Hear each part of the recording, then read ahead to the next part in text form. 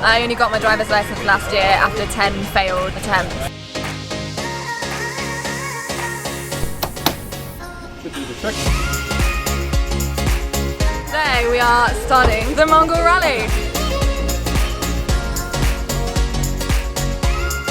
Well, this is like a really cool way to get out there and see some corners of the world that tourists don't normally see. Today was day one of the Premier Highway, which should not be called a highway. Nothing quite like popping a squat next to a landmine sign on the Afghan border. When our car broke down in the Wakhan Valley, that was probably when we thought we weren't going to make it.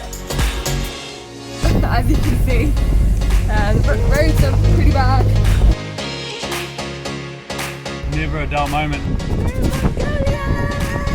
I learned that a map of Morocco is no good. No good when you're in Mongolia. No.